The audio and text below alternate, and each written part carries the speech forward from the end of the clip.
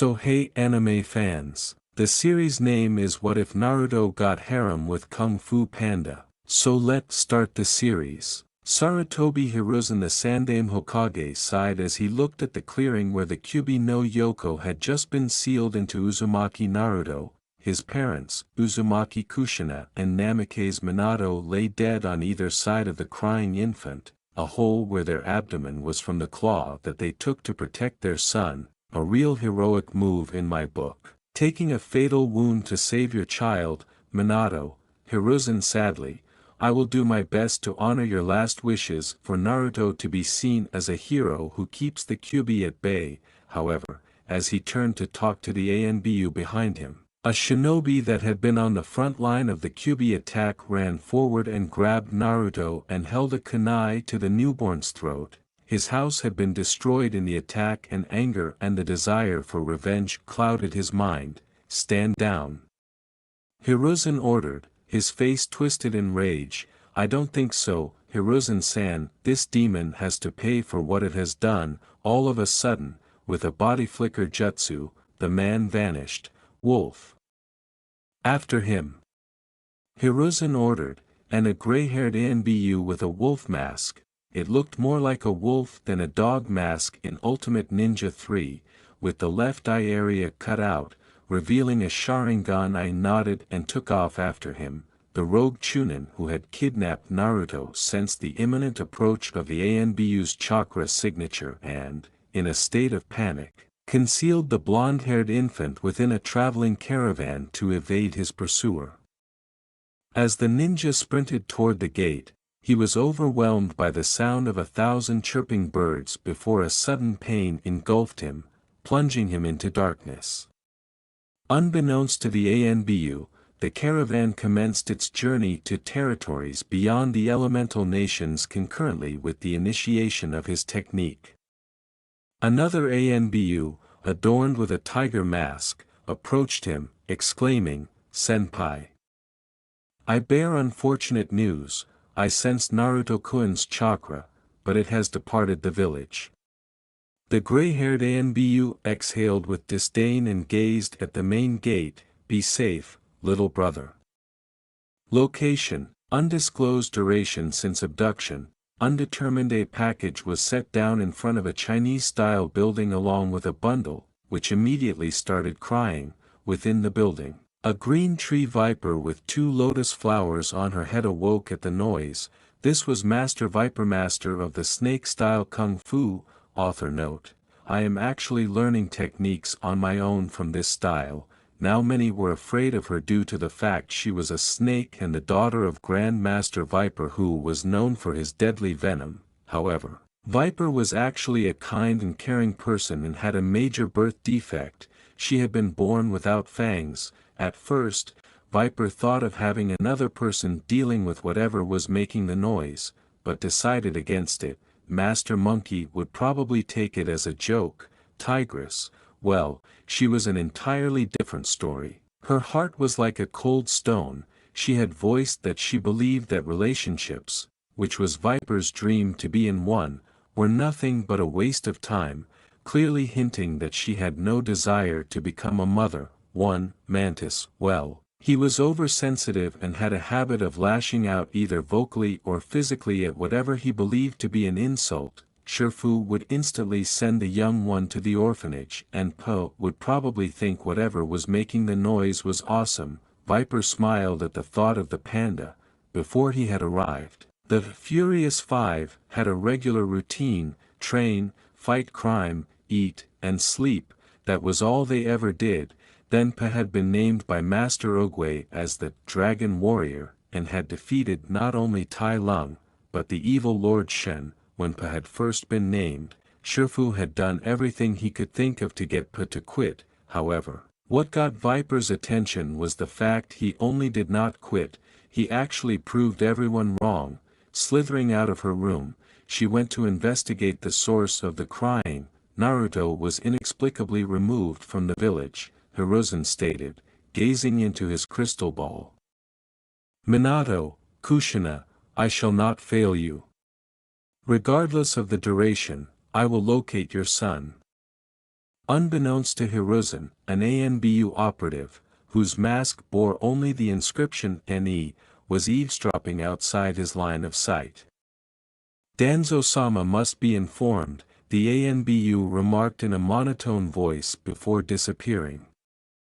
Master Viper emerged outside to find the package alongside a bundle.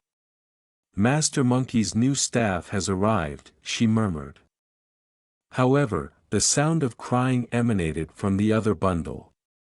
Cautiously, she used her tail to slightly open it, revealing an infant's head adorned with spiky blonde hair, 3 whisker marks on each cheek, and tear-filled sky-blue eyes.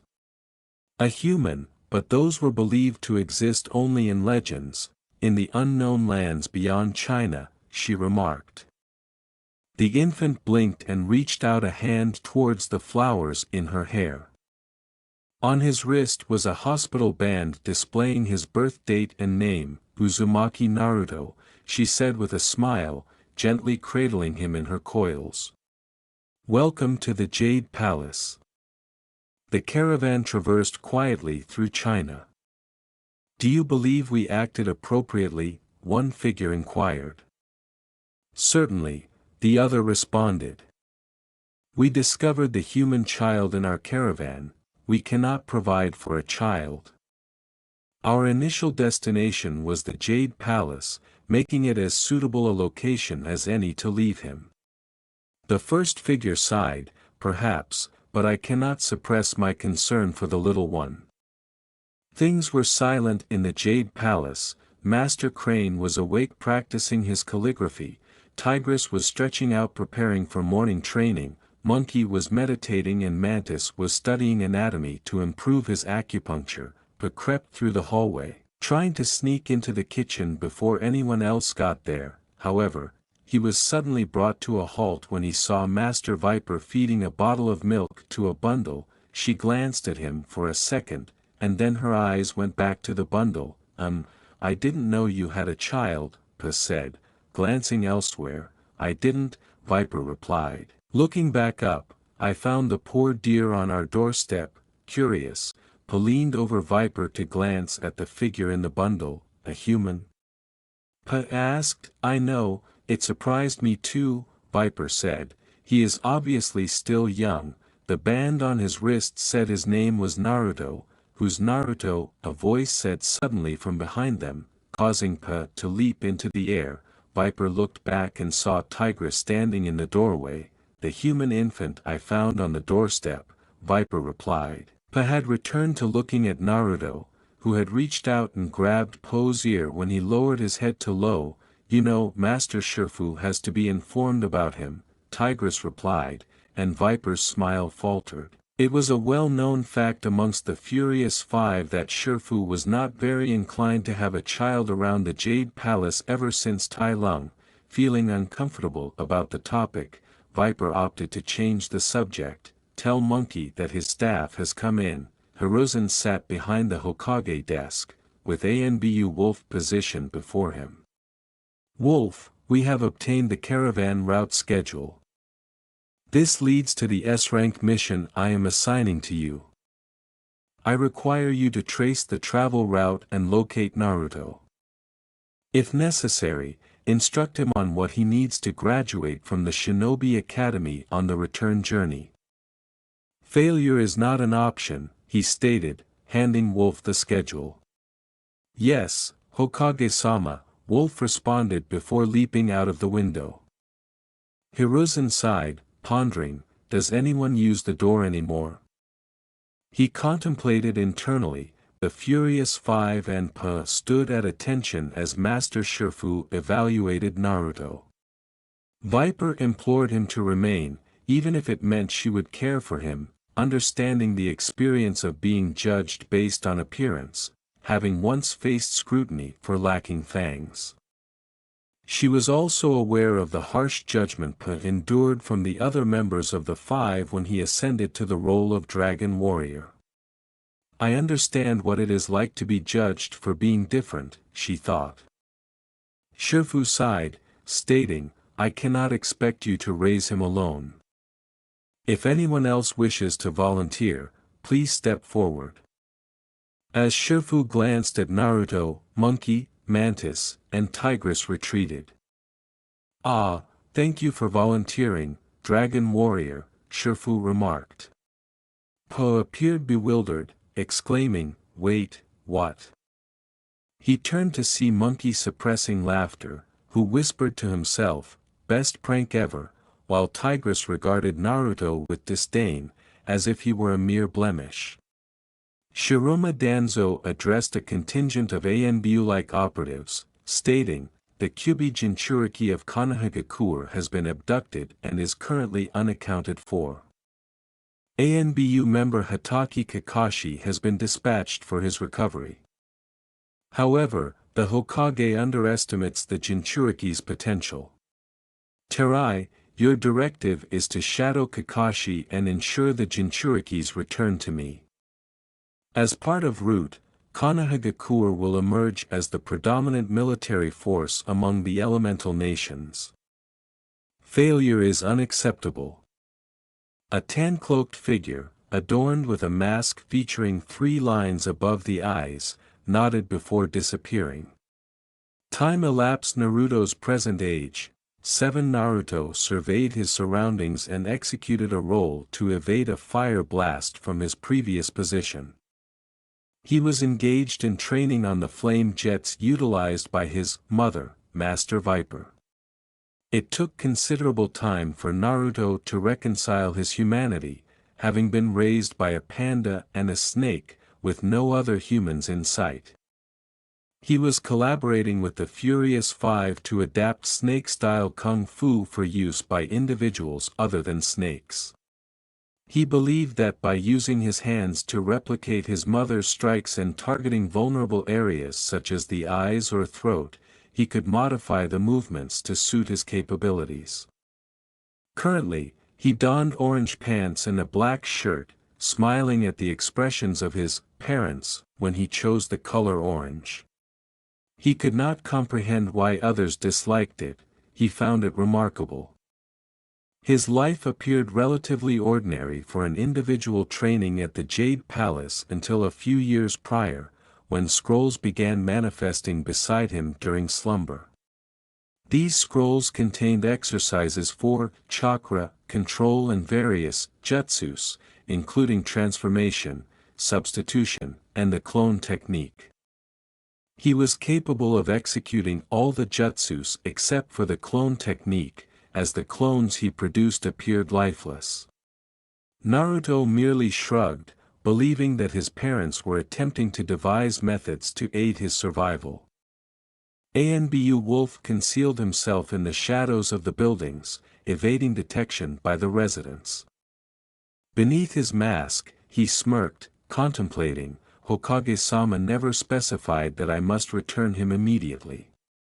His expression faltered upon realizing that the clone jutsu was ineffective for Naruto.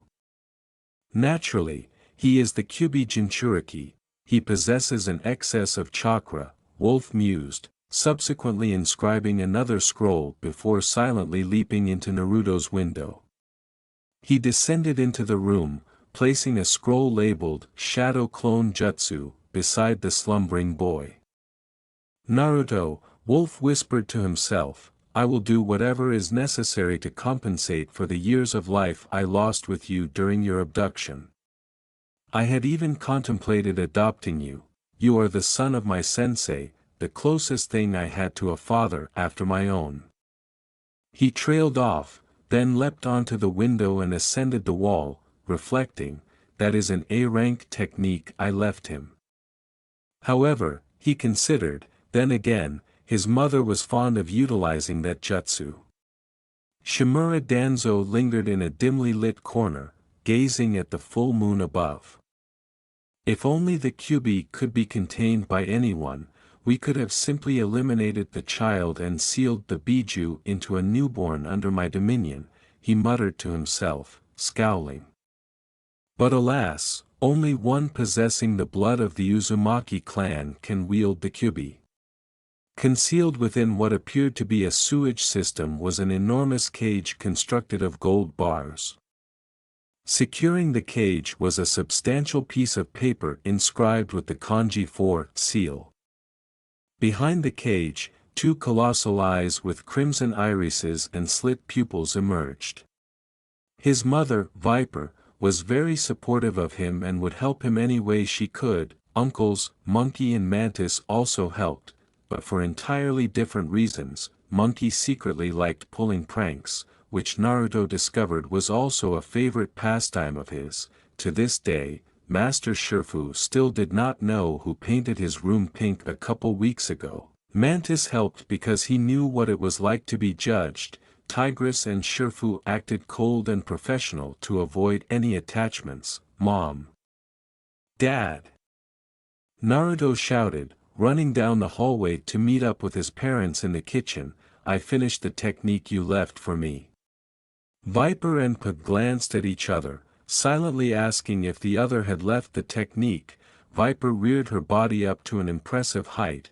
Her body was now a foot wide and a foot from stomach to back, and she stretched out where her tail touched the floor and her head could rest on Po's shoulder. Now normally a green tree viper would not grow that large, but she had been under a more physical lifestyle than most other vipers.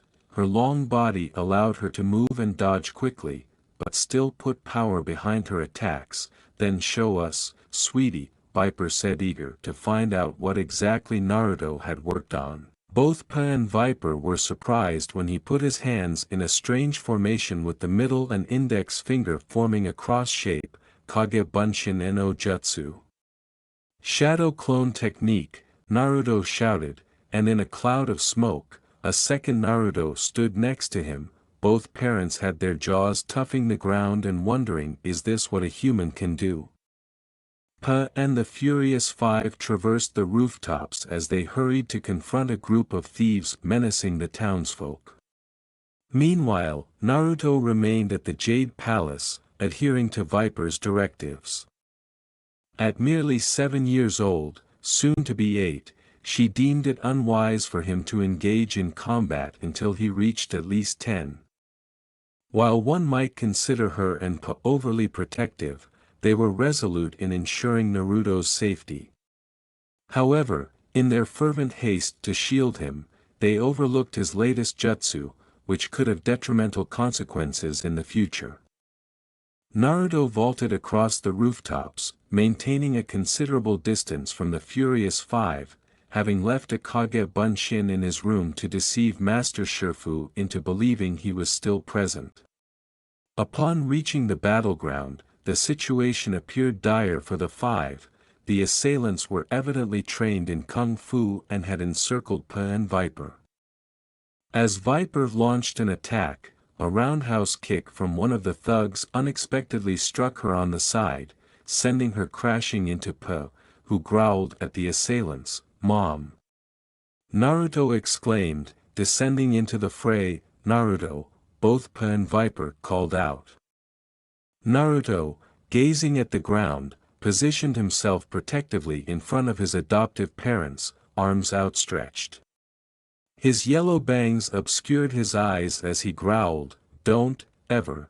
A smile emerged on the imprisoned owner of the crimson eyes as a torrent of thick, red liquid surged out behind the cage into the waters before it.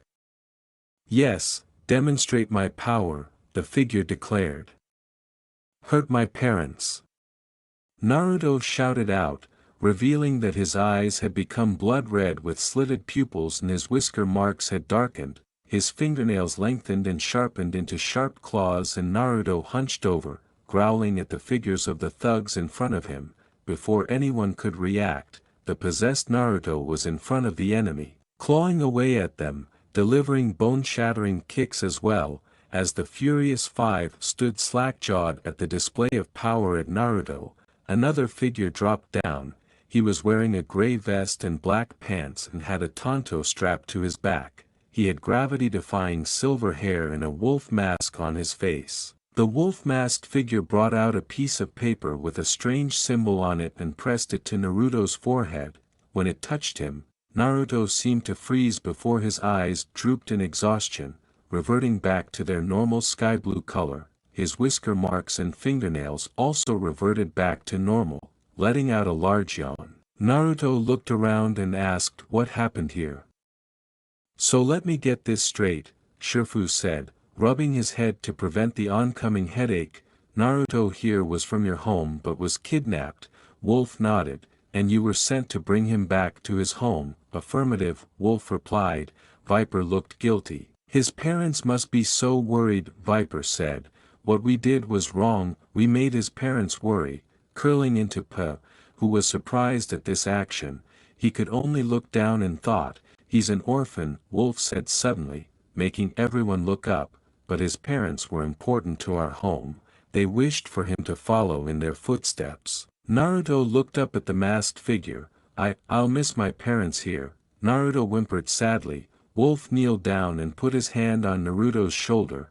It is not like you won't ever see them again, Wolf said reassuringly. I'm sure that they could visit whenever they are not busy. As he said this, he glanced around the room and smacked his own forehead. I forgot, you only have maps of your land, he said, lowering a scroll.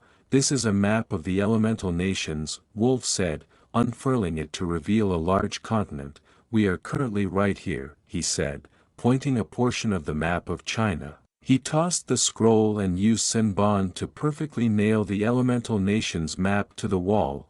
Where we are going is right here, Wolf said, pointing at a portion of the map near the center of the continent with the label, Konohagakure. Wolf glanced at Naruto.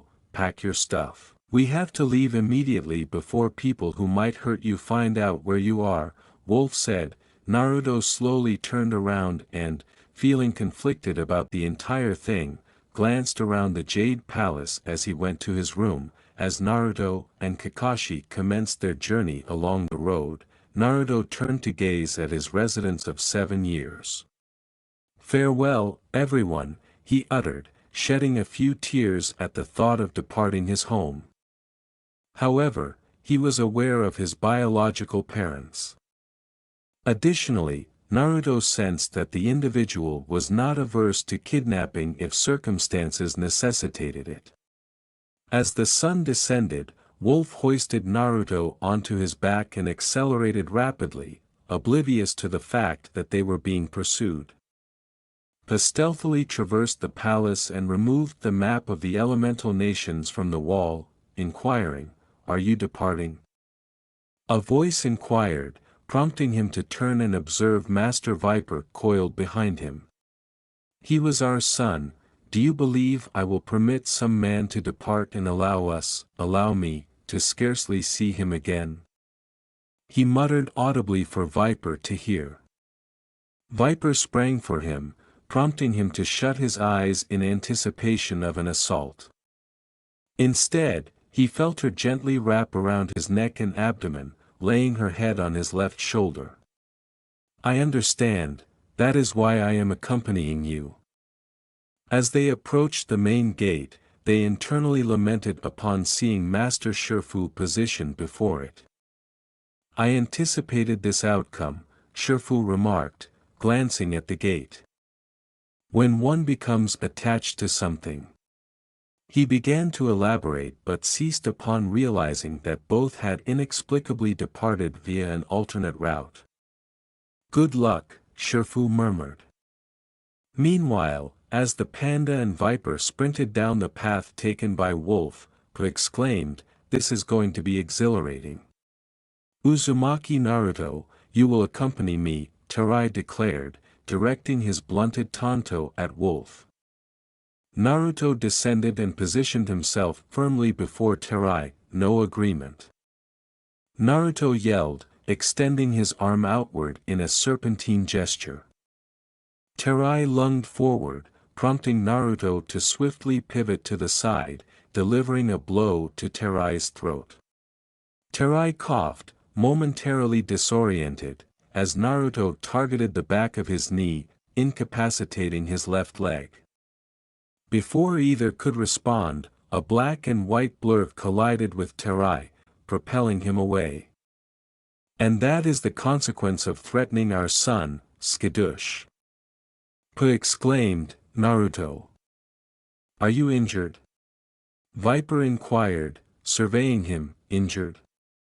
Pa inquired, did you observe him? That was remarkable. He is making significant progress in mastering the snake-style kung fu.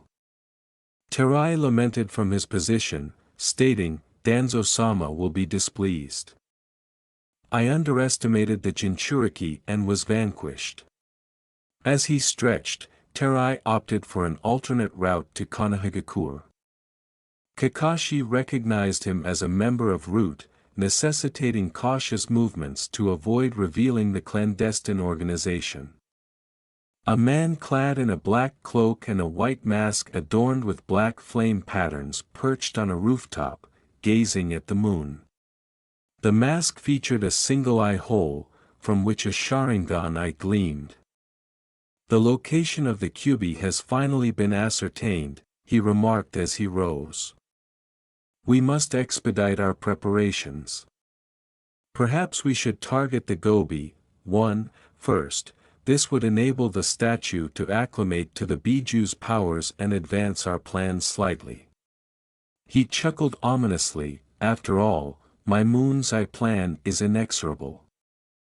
As Pa and Viper still fussed over Naruto, Viper's tongue flickered, that's not Naruto, this has the masked man's scent. Very perceptive, Wolf said, as Naruto suddenly became a second wolf. I used a shadow clone transformed into Naruto's image. I had been observing Naruto's training, and so I used what I saw Naruto using in taijutsu against that double agent. The air flickered and a sleeping Naruto hanging onto Wolf's back came into view seemingly out of thin air. The real Naruto fell asleep a few minutes ago. I put a genjutsu, over him to hide him while a transformed clone drew out any enemies. I'm not an ANBU Black Ops for nothing.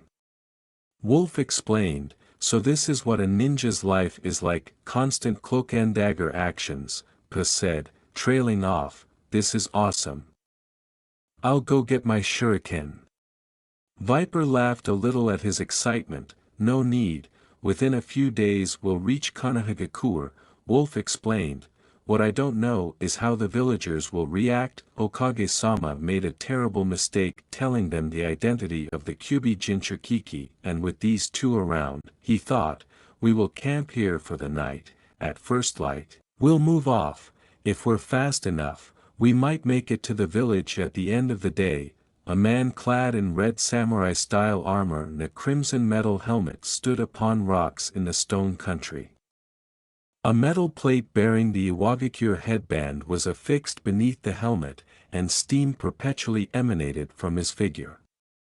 Flanking him were two individuals, both draped in black cloaks adorned with red clouds.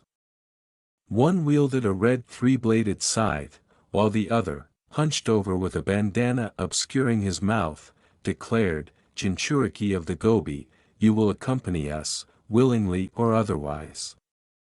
As a metallic scorpion-like tail emerged from the back of his cloak, the white-haired man beside him exhibited a frenzied gleam in his eyes as the Jinchuriki assumed a combat stance. This is going to be exhilarating, he shouted, and both parties lunged at one another. Masters Crane, Tigress, and Mantis resumed their customary training regimen the following morning. They were not particularly surprised by Pa and Viper's departure to pursue Naruto. I am simply relieved to have some tranquility, Crane remarked. Monkey responded with a playful grin, come on, you aren't still upset about him requesting to fly with you, are you?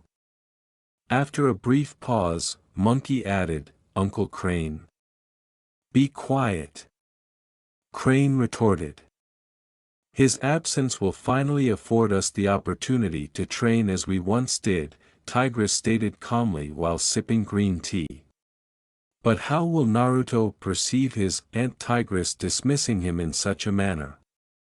Monkey jested, prompting Tigress to growl at him.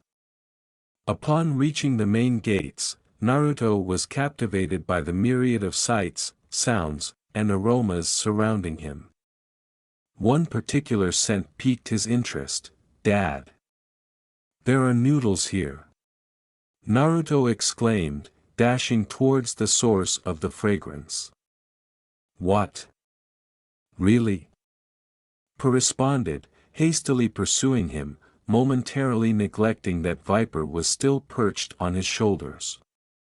Wolf indeed slapped his mask this time, remarking, just like Kushina. Once he catches a whiff of ramen, he heads straight for it. As Naruto sprinted through the streets with his parents in tow, the villagers began to murmur among themselves. Isn't that the Kyubi? A woman inquired of another, who retorted, "Shh. You know the law. Were those animals? Can he summon? I don't recall hearing about a panda contract. There's a snake. The demon has allied with Orochimaru. I knew he was malevolent. Wait, why is that snake adorned with flowers? Hokage-sama, Wolf is here to give his mission report. A woman's voice came over the intercom. Send him in, Sarutobi Hiruzen said in reply. Greetings, Hokage-sama, Wolf said from the window. Mission accomplished. This made Hiruzen lean forward. Oh. Where is he? Wolf rubbed the back of his head in embarrassment. Well, he caught the scent of ramen and, say no more, Hiruzen, standing up in the Hokage robes and putting the hat on, I might as well go see him. I need a break from the paperwork anyway. I swear it's grown an inch since we started talking. Oh. And your resignation from the ANBU program has been accepted. I am returning you to the Jonin rank 5. Wolf sighed. Finally, he said, pulling off the mask, revealing a face covered up to his nose by a blue mask. He had one eye that looked completely black, and the other that was a Sharingan. Kakashi accepted a Konoha headband and pulled it over his Sharingan eye.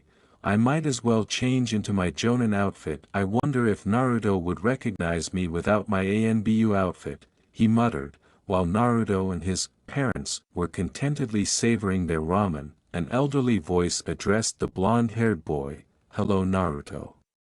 The trio turned to see a man clad in red and white robes, a pipe in his mouth. "Hey old man!" Naruto exclaimed. Tucci, the ramen chef, was taken aback. The child had just referred to their leader as an old man. To Tucci's astonishment, the Hokage merely chuckled, "I suppose I am, aren't I?" He then sat beside Viper, albeit with a hint of caution. "My name is Sarutobi Hiruzen, and I am the leader here, the Sandaime Hokage." "You're the leader here, old man?" Naruto inquired, prompting Sarutobi to giggle once more. Just like Kushina, he reflected, the last time I saw you, you were but a day old. How much you have grown! Hiruzen remarked, feeling somewhat nostalgic. He had been close friends with Minato and Kushina. Having their child before him, treating him as an ordinary individual rather than a prominent figure, was a pleasant experience, akin to having a second grandson. "You knew me, you knew my parents?" Naruto inquired, prompting Pa to grimace slightly. Having been adopted himself, he remained unaware of his own parents' fate. "Knew them? They were my close friends. In fact, your mother aspired to assume my position when she was younger." 6. Hiruzen remarked to Tucci, "I will cover the expenses this time." At that moment, Ryo's symptoms manifested in the ramen chef's eyes. The unconscious form of the Gobi Jinchuriki was ensnared by the metallic tail of the hunchbacked figure. He certainly put up a valiant struggle, however, he was ultimately vanquished. Suddenly, the two figures and the Jinchuriki were shrouded in a cloud of smoke and materialized within a cavern housing a colossal statue of a blindfolded head and two hands. "I see you have brought the Jinchuriki," a voice intoned, emanating from a holographic projection of a man with spiky hair. After placing him on a table, the two figures ascended onto two distinct fingers, as additional holographic images of other figures materialized. "We will commence the extraction now," the spiky-haired man declared, as 9 azure dragons emerged from the statue's mouth and enveloped the Jinchuriki. Deep within the Jinchuriki's psyche, a white horse with a dolphin-like head appeared and began to experience the effects of the extraction. "I apologize, Han," the beast lamented.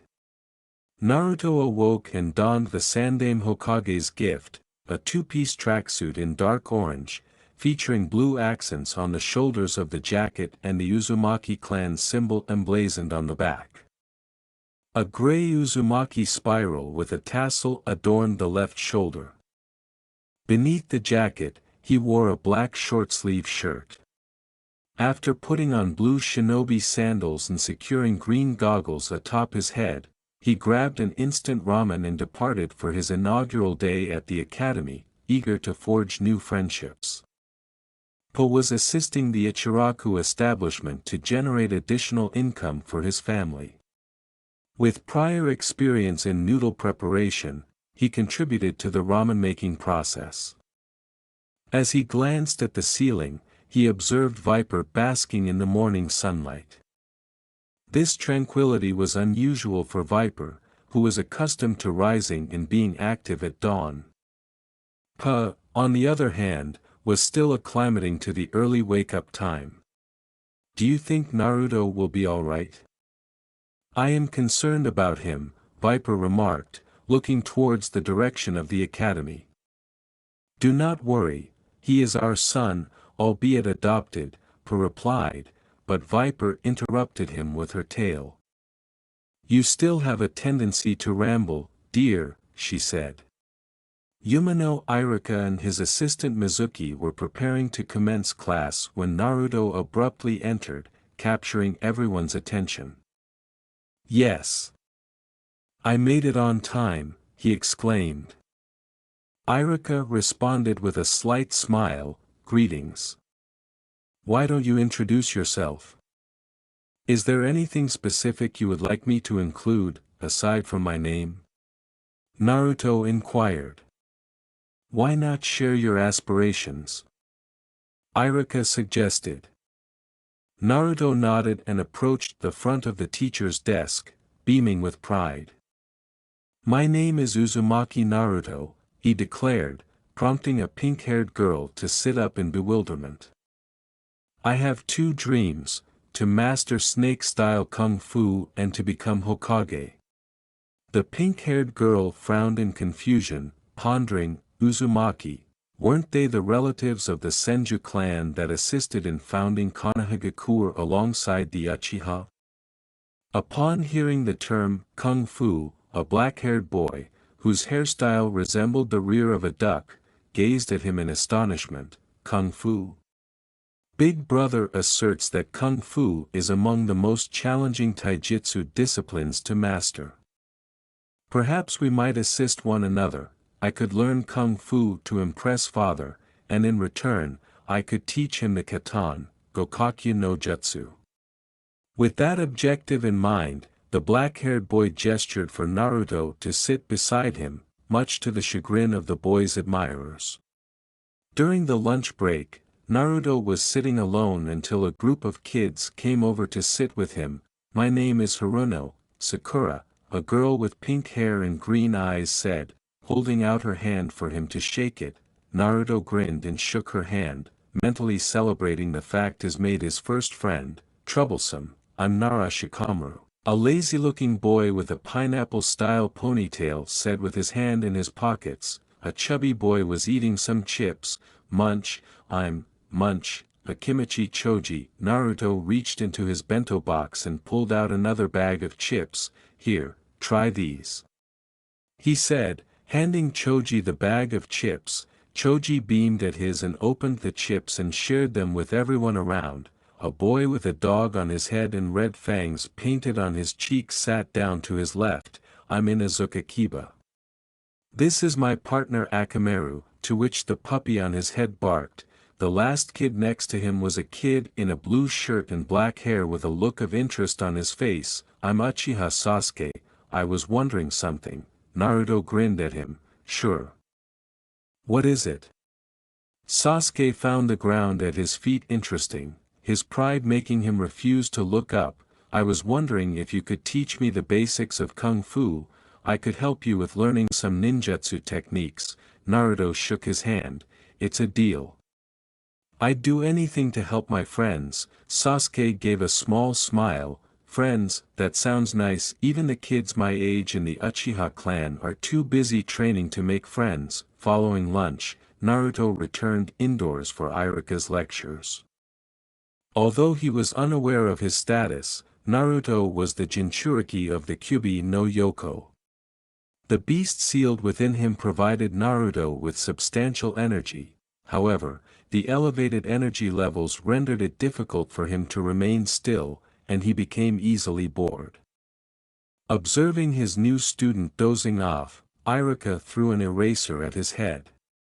Notably, the only segments during which Naruto remained awake were those concerning the Uzumaki clan. Iruka sighed, contemplating, "This is going to be a lengthy 3-year period." Following class, Naruto and Sasuke convened at the Uchiha clan compound's training ground. There, Sasuke commenced instructing Naruto on the hand signs and fundamentals of the Uchiha's coming-of-age technique, the Katan, Gokakyu no Jutsu. After Naruto practiced and produced a feeble flame, he began teaching Sasuke the foundational stances and attacks of Kung Fu. Having been trained in the Uchiha's interceptor fist style, Sasuke found the basics challenging to master. Before dinner, Naruto departed, and Sasuke proceeded to consult with his family regarding his progress. On his return home, Naruto practiced the Gokakyu technique before arriving at the apartment complex to meet his parents. Upon entering, he was immediately embraced by a green blur. "Naruto! There you are! We were so worried," Viper exclaimed, loosely wrapping her arms around her son's shoulders. "Sorry, Mom, Dad, I was assisting a new friend who wanted to learn some fundamentals of Kung Fu," he replied. "Oh yes. That is fantastic. Kung Fu is coming here," Pa shouted while serving dinner for everyone. Viper shook her head and took a seat, although Pa had to adjust the chair for her. Once everyone was seated, Naruto began recounting his day. 3 years have elapsed since Naruto entered the academy, 3 years since he encountered Sakura, Shikamaru, Choji, Sasuke, and Kiba. However, it has been 2 years since Sasuke underwent a transformation. Sasuke was admitted to the hospital following the defection of Uchiha Itachi, a distinguished Anbu and Sasuke's elder sibling, who annihilated their clan. Upon learning of Sasuke's awakening, Naruto and his companions visited him, but they encountered a transformed Sasuke. He glared at them, speaking only to hurl insults. Sakura was pained to hear her crush demean her and her friends, prompting her to contemplate the implications of the last Uchiha. As the others departed, Sasuke began to mutter about vengeance. The village's animosity began to affect Naruto, yet he summoned his resolve and proclaimed, "I don't care if you hate me and consider me a monster. I will become Hokage and prove you all wrong." With his aspiration reaffirmed, Naruto returned home, envisioning his future as Hokage. At that moment, Umino Iruka entered with his assistant Mizuki. Naruto had developed a close relationship with Iruka, who had become someone Naruto privately referred to as Big Brother. Evidently, those 2 words provoked a strong reaction from Sasuke. As Naruto gazed at his written test, he could only contemplate his inadequacies in history, as well as in throwing kunai and shuriken. He was uncertain why, as he believed Mizuki had instructed him correctly. Of course he did poorly at the shuriken and kunai throwing test. Now it was time to see the true portion of the graduation test, the 3 jutsu, the kawarimi no jutsu, body replacement technique, the henge, transformation technique, and bunshin no jutsu, clone technique. The first 2 Naruto easily went through, having worked with Iruka with them after class. The third one he decided to use what the Anbu wolf had taught him, putting his hands together in a cross-like hand sign. He called out, Kage Bunshin no Jutsu. When the smoke cleared, there were 10 Narutos standing in front of Iruka and Mizuki. Iruka smiled at his surrogate little brother. You pass, he said, although it might be with the lowest grades. He thought to himself. Naruto let out a joyful yell as he grabbed a blue headband and tied it the same way Iruka had his. Not wanting to wait around, Naruto ran out to the swing to wait for his adoptive parents. Hey, Naruto, was heard, and Naruto looked up to see Mizuki standing next to him. Did you know there is a little-known extra credit test? That night, Naruto infiltrated the Hokage's office and absconded with the forbidden scroll of seals. However, he was apprehended by the Hokage, who inquired about his actions. Adhering to his principle of honesty with allies, Naruto disclosed that Mizuki had informed him of an extra credit test. Consequently, the Hokage permitted his release, although he relayed Naruto's statement to those whom Mizuki had accused of Naruto's theft of the scroll. Seated on the forest floor, Naruto examined the scroll, contemplating. Kage Bunshin, I understand it. Taju Kage Bunshin, multi-shadow clone, that's part of mastering the Kage Bunshin. Bunshin Daibakuha, great clone explosion, now that's the one. A couple hours later, Iruka meet up with Naruto. Oh. You're here, sensei. I only had time to learn one technique, but I still get the extra credit Mizuki told me about, right? He asked. Mizuki told him that was extra credit, but that means, Iruka thought before he heard the wound of something flying through the air at them. Get down. Iruka said, and pushed them to the side fast enough to avoid getting impaled by shuriken. Give me the scroll, Naruto, and you'll get your extra credit. Mizuki sneered at him. Naruto, Mizuki lied. There is no extra credit, Iruka said, making Naruto's eyes go wide. Do you know why you're hated, Naruto? No.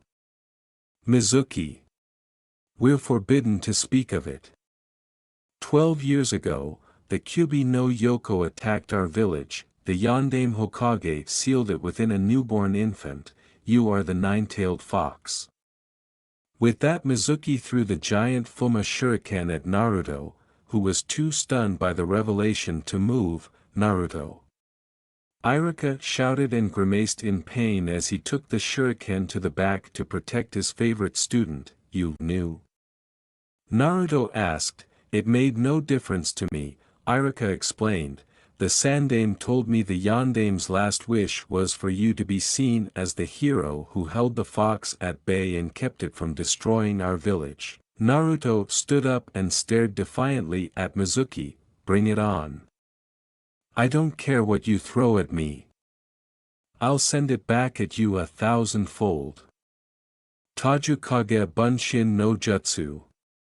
With that, the forest clearing was filled with a sea of orange. All of the clones leapt at the traitorous Chunin, who could only mutter one thing, mother. The first 100 clones decided to use the improvised snake-style kung fu's joint locks and throws to play Chunin ping-pong, with most of the other clones giving Iruka a first-hand look at all the work into the combat style of Naruto's created snake-style kung fu. Finally, all but one clone dispelled as Mizuki lied there, having been beaten to a pulp. Now I get to show Iruka-sensei the technique I learned, Bunshin Daibakuha. With that, the clone glowed white before exploding and sending Mizuki flying. In the Hokage's office, Sarutobi Hiruzen, the Sandaime Hokage, sat at his desk, anticipating Naruto's return while observing events through his crystal ball. Suddenly, Mizuki burst through the window and landed on the floor before him. "And there is the traitor now. That is what I call service," Hiruzen remarked with a chuckle. The following morning, Naruto joined his family for breakfast prior to attending the academy. Viper had infiltrated during the night to examine the team roster. Naruto had to concede that, despite being a kung fu master, she was an exceptionally skilled ninja. Although she refrained from disclosing the identities of his teammates, she did reveal that his sensei was Kakashi. This revelation undermined his plan to prank the sensei, as Kakashi, the Ikarakus, the Hokage, and his family were all on the no-prank list.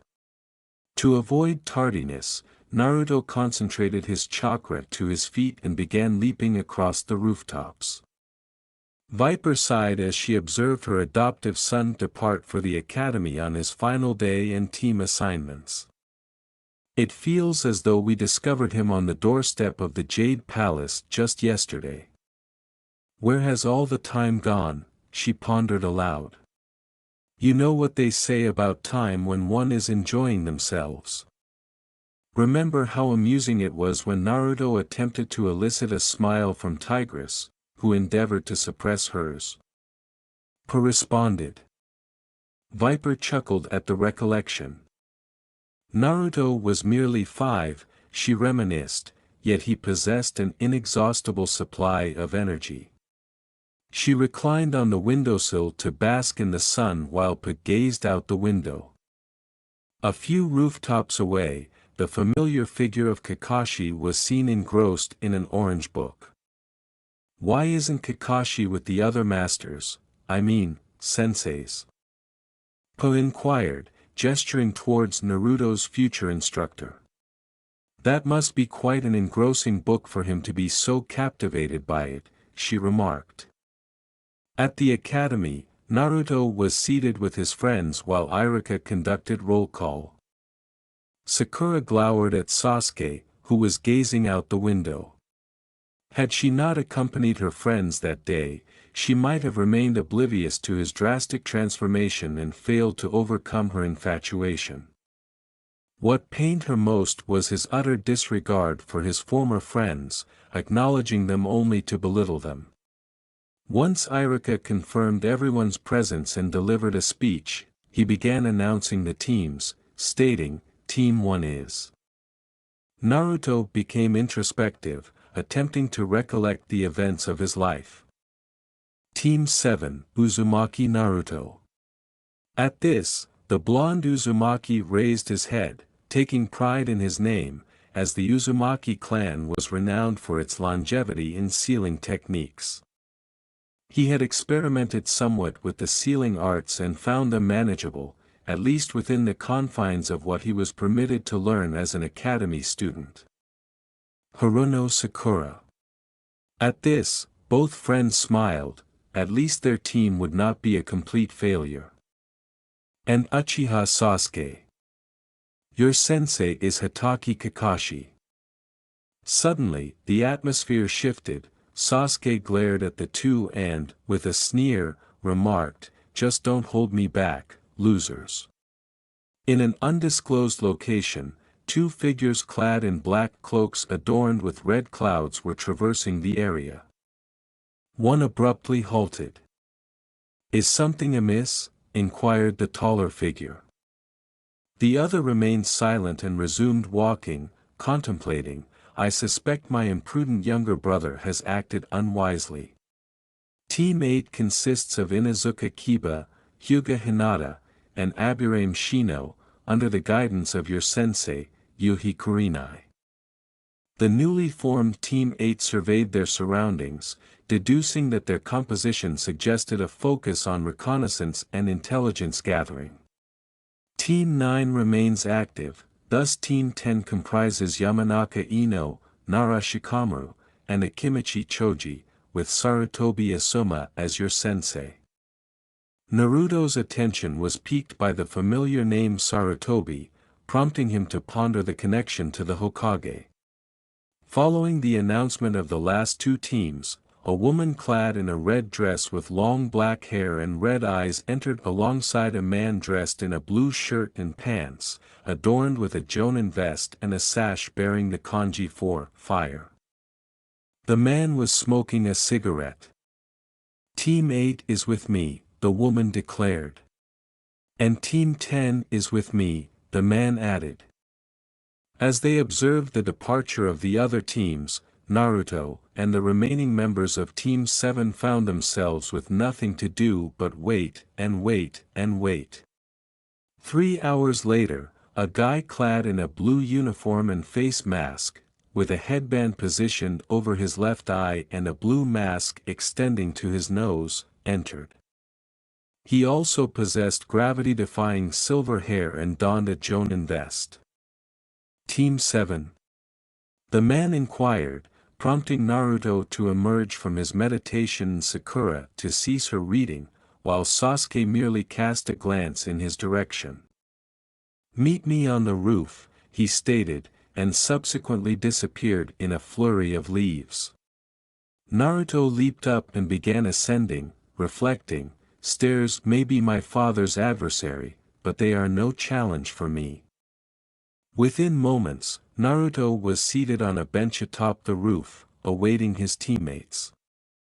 "You are quite swift," Kakashi remarked, glancing up from his book.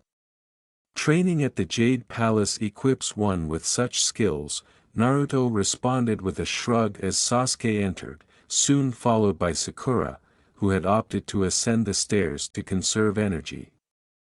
"All right, let us introduce ourselves, likes, dislikes, hobbies, dreams, and so forth," Kakashi suggested. "Why don't you go first, Sensei, as an example?" Sakura proposed, an excellent notion. "My name is Hatake Kakashi. I possess numerous preferences and aversions, several hobbies, and I have yet to contemplate any aspirations for the future." All three students appeared disconcerted. "You first, Pinky," prompted Kakashi. Sakura retorted, "My name is Haruno Sakura. I cherish my friends, enjoy reading, and appreciate socializing with them. I disdain individuals who exhibit rudeness towards others. My hobby is reading, and as for my dream, I greatly admire Senju Tsunade, so perhaps being trained by her." "Excellent, it is your turn, Blondie," Naruto remarked, shaking his head. "I am Uzumaki Naruto. I enjoy ramen, my adoptive family, training, socializing with friends, and, did I mention, ramen? I dislike the 3 minutes it takes for ramen to cook, but I'm not going to swallow boiling water and uncooked noodles like my dad did." At this, Kakashi actually laughed a bit. "I also dislike when people are rude. My hobbies are trying new kinds of ramen, training, and experimenting with fuinjutsu, sealing arts." At this Sakura whispered, "An Uzumaki specialty. My dreams are to perfect the new snake-style kung fu and to become Hokage. What can I say, the old man is quite inspiring." Kakashi gave Naruto a nice smile, and last but not least, tall, dark, and brooding, "I am Uchiha Sasuke. I don't have many likes, but I have a lot of dislikes. My hobby is training, my dream, no, my ambition is to kill a certain man and then restore my clan." "Okay," Kakashi said, clearly not liking what he heard. "Tomorrow, we will have a test. It has a 66% rate of failure. You three will have to capture these 2 bells," he said, holding up 2 silver bells. "Before the timer goes off tomorrow, I will give you tonight to plan your strategy. Meet me at Training Ground 7 tomorrow at 8 a.m. One last piece of advice, don't eat, the following morning." Naruto was poised to exit the door when Viper compelled him to remain seated for breakfast and to take an apple for each of his teammates in the event they had not eaten. Upon arriving at the bridge, he encountered Sakura, who was perusing a shinobi codebook, and Sasuke, who was brooding beneath a tree. "Ha! Naruto! What brings you here at this late hour?" Sakura inquired, closing the book. "Mother compelled me to consume breakfast," he responded, as the stomachs of the two other genin growled in unison.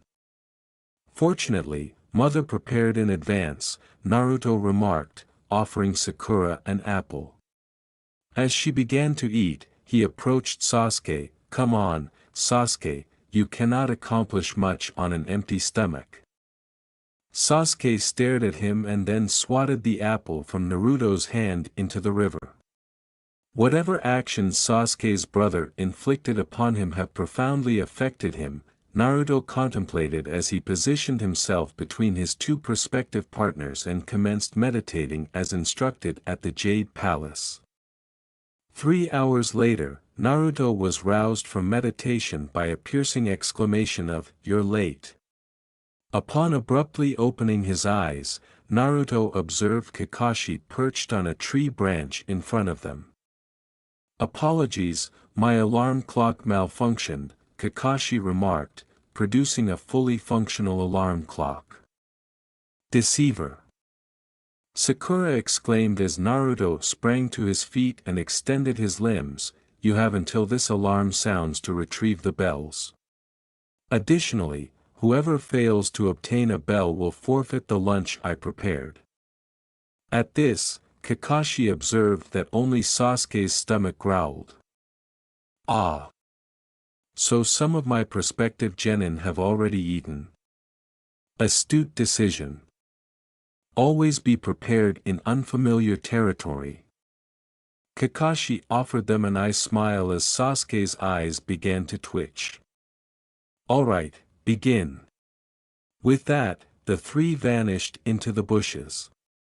Sakura and Naruto landed a considerable distance away near a river. "Do you know anything about Kakashi?" Naruto inquired. "Let me see if I recall accurately.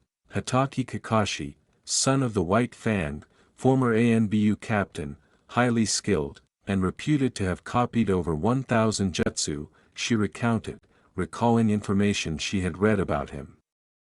"What? How are we expected to retrieve the bells from him?" Naruto inquired, tugging at his hair slightly. "It was stated that, like his father, he advocates for teamwork," Sakura began, but both Genin's eyes widened in sudden comprehension. "Advocate for teamwork? We don't need to defeat him, just collaborate." Naruto realized. "I see you have discerned the true essence of the test," a voice emerged from behind them. Turning around, they encountered Kakashi. "But can you do anything about it?" he remarked. "The so-called genius, Sasuke, is currently entombed neck-deep in dirt, but I am curious to see how the book-smart Kunoichi and the unpredictable Kung Fu shinobi perform." Sasuke writhed and exerted effort to dislodge the earth surrounding him. He had made contact with the bells. He had approached proximity, only for Kakashi to disappear and drag him beneath. Cursed be that Kakashi. He was no further to eliminating his brother than he had been at the academy. Furthermore, due to his brother's actions, the early graduation was also annulled. Now, he found himself on a team with two inept individuals. Excellent. Sakura restrained herself and created several bunshins while Naruto summoned multiple Kage bunshins and advanced towards him, ready for the snake-style kung fu. Kakashi effortlessly deflected several of Naruto's clones as Sakura lunged at him. He attempted to repel her, only to be startled when she passed through him. At that moment, Naruto attacked, striking his right knee and destabilizing him before attempting to hit him in the throat. Kakashi leaped back, only to discover that he no longer possessed the bells. "Greetings, Sensei!" Sakura exclaimed, grasping two bells in one hand and a kunai in the other. Kakashi discerned that while Naruto, the formidable combatant, diverted his attention, she had severed the bells from his belt. Just as she raised them, the alarm sounded. Sasuke was bound to a stump while Naruto and Sakura consumed their meals. Only Naruto and Sakura acquired the bells, so much for being a genius. It appears Sasuke will return to the academy, Kakashi remarked. Actually, Sensei, Sakura interjected, Konoha has never had a three-man team, it has always consisted of one Jonin and three Genin. We either pass together or return to the academy. Indeed. If you send one of us back, we all go. Naruto asserted. Is that your final answer? Kakashi inquired. I consistently assist whenever a friend requires my support, Naruto declared, his gaze steadfast. Very well, the three of you, pass. Meet me tomorrow at 7 a.m. to commence training. With that, Kakashi disappeared.